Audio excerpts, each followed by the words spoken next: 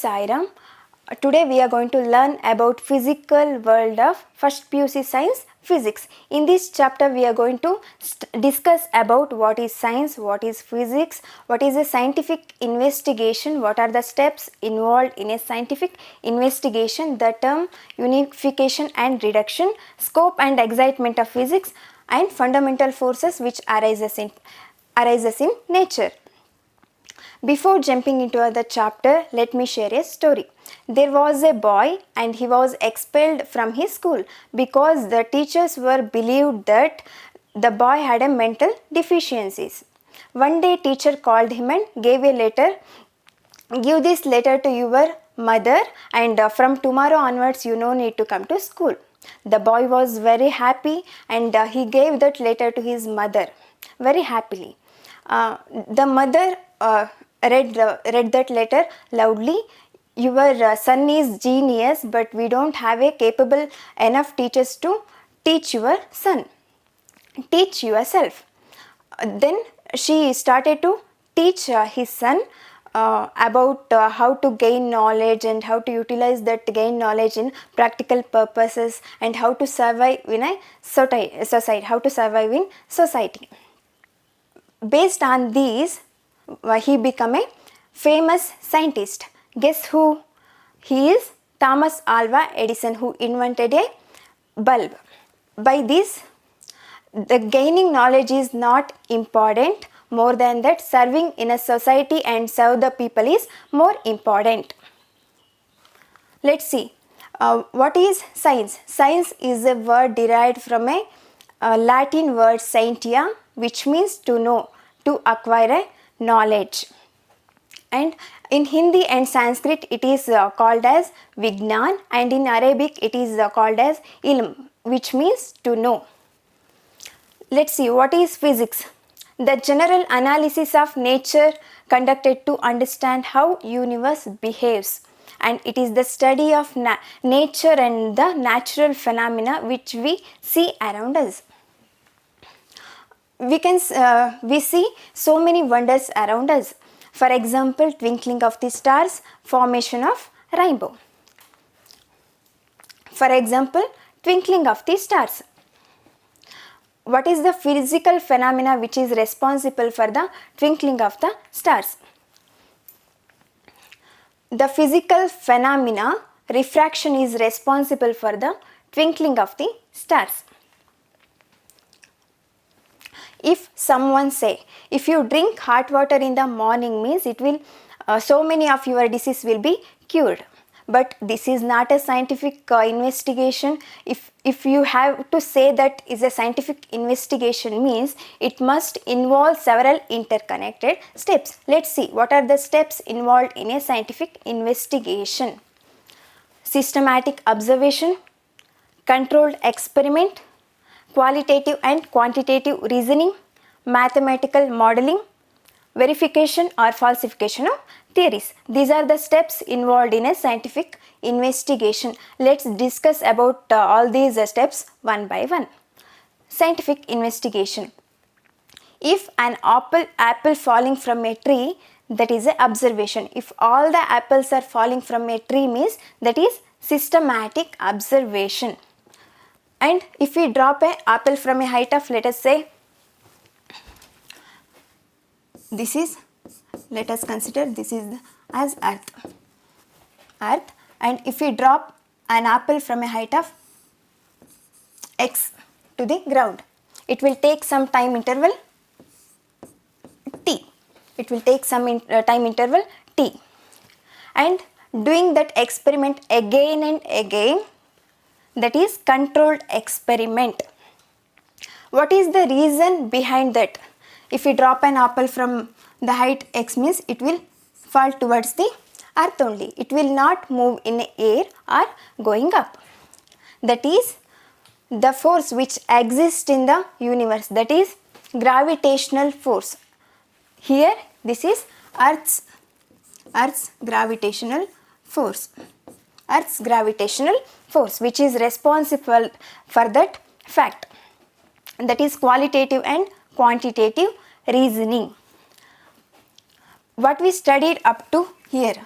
we have to express all those things in a mathematical way, that is mathematical modeling. And the force which exists in the earth, that is a gravitational pull of the earth, which depends on the which depends directly on the masses of the two objects. Here it is, one is mass of the apple and mass of the earth, and the force is inversely proportional to the square of the distance between the two objects, that is apple and the earth. Therefore, the mathematical expression for this is universal gravitational constant. This is the proportionality constant, mass of the two objects, product of those two divided by square of the distance. And we are going to give a open challenge to everyone, that if anyone can do that, if we drop a apple from a height x to the ground, it will take some time interval t. If we drop an apple from a height of y to the ground, it will take the same time interval t. Then that is verified theory. If it is not took, means that is a falsification of the theory. Unification. It is the act of unifying the different laws valid for different phenomena into a single theory that explains all the different phenomena. For example, universal gravitational law, that is applicable for all the object which is present in the universe. And another example is electricity, magnetism, light are different phenomena and have different laws of physics. For each of them, these are unified under the theory of electromagnetism. Reduction or reductionism. It is the effort to solve a complex problem by breaking it into simpler parts. For example, consider an object, and if you want to measure the temperature of that object means, let us consider a piece of iron and measure the temperature of that object. It will give us around 40 degree Celsius. And consider one more object and measure the temperature of that one. It will give us around 70 degree Celsius. Why this happens? Because the temperature of the object, which depends on the average kinetic energy of the molecules which are present in that object. If the average kinetic energy of the molecules which are present in that object is more, means the temperature of the object is also more.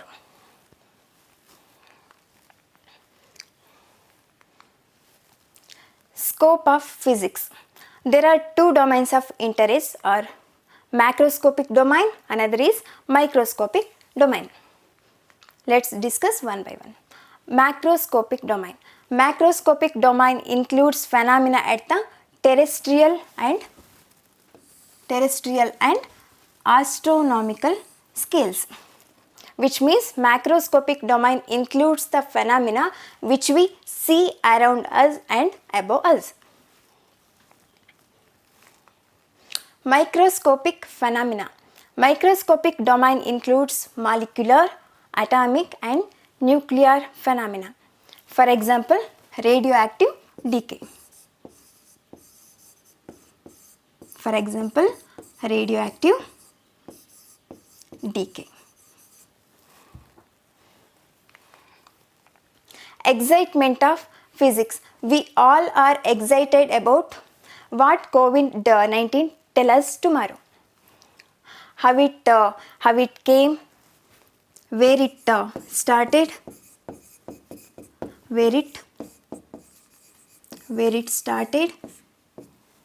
and how it is spreading. And our scientists are carrying out a experiment to find out a medicine further, to put an end for that. Therefore, excitement of physics is nothing but discovery of secrets of nature, carrying out interesting experiments and applying laws of physics for practical purposes.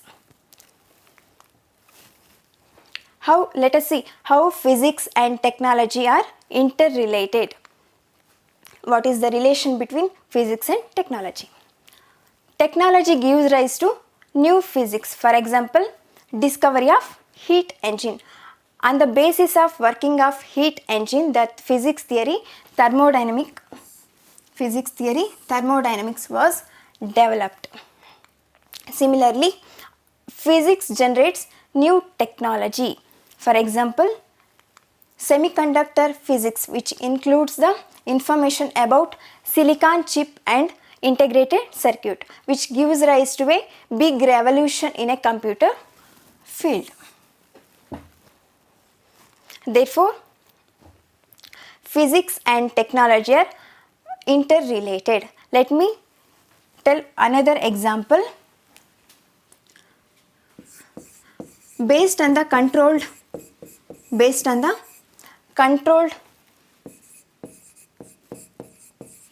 nuclear fission,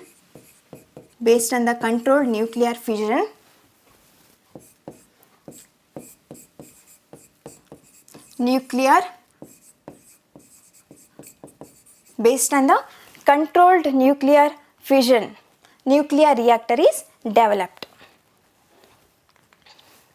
What is force? Force is a push or pull that can cause an object to change its velocity or shape. For example, consider a book on the table.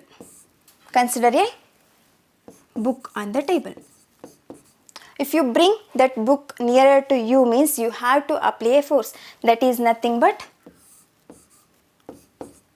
pull. If you want to move away that book away from you, means you have to apply a force. That is nothing but pull.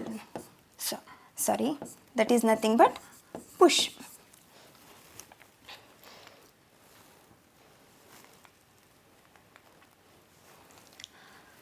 Let us see the scenario 1, change in velocity.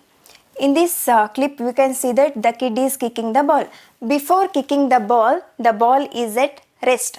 After the kicking, the ball starts moving and there is a change in velocity.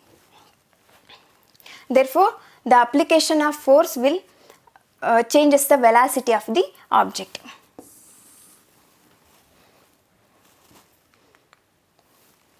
Let's see the scenario 2, change in shape. Let us consider a air-filled balloon somewhat having a shape of sphere. By the application of force, there is a slight changes will occur in that shape, in the shape of the balloon. Types of forces. There are mainly two types of forces. One is fundamental force, another is derived force. Fundamental force. Force is a basic forces which arises in nature on their own. For example, gravitational force, electromagnetic force, strong nuclear force and weak nuclear force. Derived force are the forces originate from fundamental forces. For example, frictional force and spring force. Let's discuss about the fundamental forces one by one. Gravitational force. Gravitational force is a universal force applicable to all which exist in universe, and it is a mutual attractive force by virtue of masses. We all know about that. F is equal to, gravitational force is equal to universal gravitational constant G, mass of the two objects m1 m2 divided by r square, where m1 m2 are the masses of the two objects and where r is the distance between the two objects. and it is directly depends on the product of the masses and inversely depends on the distance between the two objects, and it doesn't require a medium, and this is the weakest force. For example, apple falling from a tree.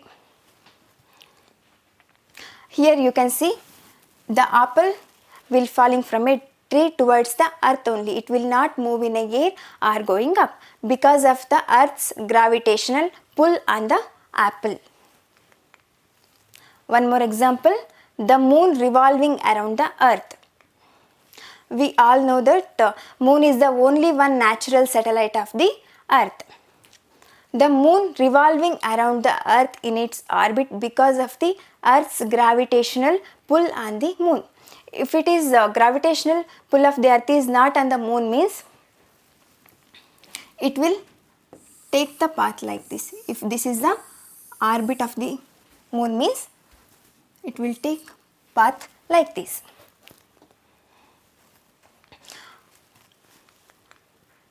Then electromagnetic force. Force between charged, this is the force between charged particles. We know that there is a two types of charged particles. One is positively charged particle, another one is negatively charged particle. It can be attractive or repulsive. If the two charged particles are of same kind, means they will repel each other. They will repel each other. If the charged particles are of different kind, means one is positive and another is negative charged particles, means they will attract each other. And it is also doesn't require a medium, and this force is 10 to the power 18 times stronger than the gravitational force. This will appears in the level of molecular and atomic structure. You can see there. This is the nucleus where proton and neutron are strongly bound together form a nucleus, and electrons are revolving around the nucleus. Strong nuclear force. Force operating within nucleus between protons and neutrons. And this is a charge independent force because the protons are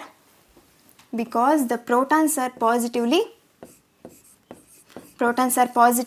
charged and neutrons are electrically neutral. Protons are positively charged and neutrons are electrically neutral. In a nucleus, both protons and neutrons combine together and form a nucleus. Therefore, strong nuclear force is charge independent. And this is the strongest force. Weak nuclear force. It operates within the nucleus, and this is the force responsible for the radioactive decay.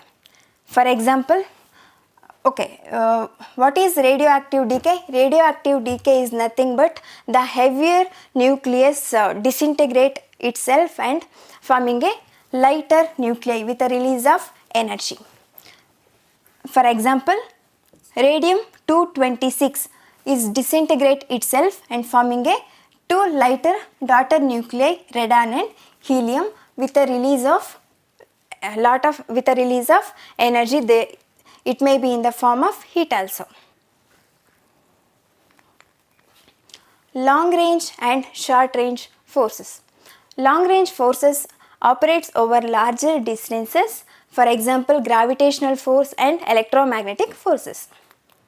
Short range forces operates within smallest distances. For example, weak nuclear force and strong nuclear force.